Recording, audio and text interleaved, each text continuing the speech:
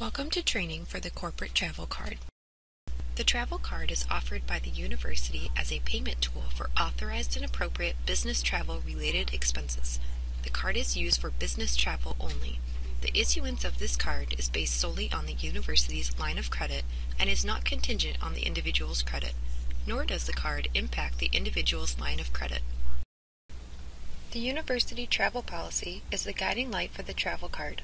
This policy outlines allowable expenses, meal per diem and allowances, proper documentation, and how to deal with a travel companion.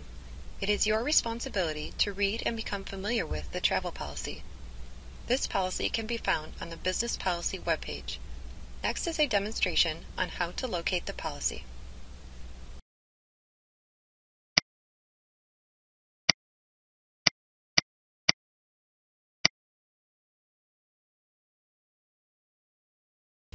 Each card is set up with a single transaction limit and a monthly limit. These limits are set as indicated on the application.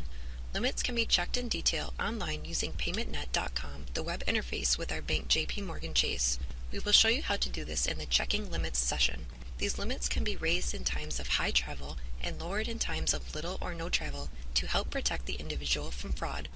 Travel cards are only open for travel-related Merchant Category Codes or MCCs. Airlines or other transportation tickets such as buses or trains may be paid for using a single-user departmental purchasing card if allowed by your department.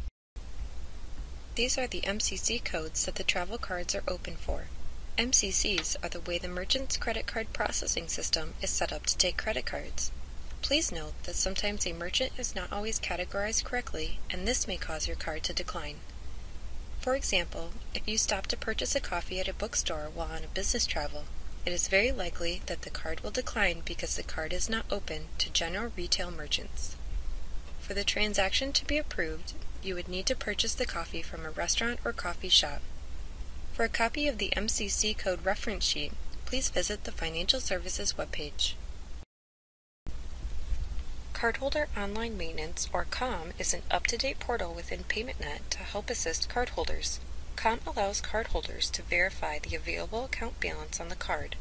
COM also gives you the ability to view transactions that have been approved but have not yet posted in PaymentNet. This is also the same location where you can view decline codes and an explanation. More on COM in the Cardholder Online Maintenance module.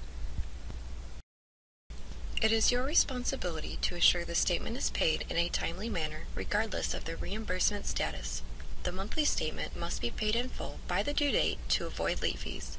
As with any travel, you will be reimbursed for your travel expenses via the travel voucher. Payments can be made by mailing in a check, electronically through PaymentNet, or over the phone. We will show you how to set up your electronic account in the Electronic Banking Setup module. In the event of non-payment, the following will happen. 30 days past due, the cardholder is notified and a $10 non-refundable late fee is added to the account.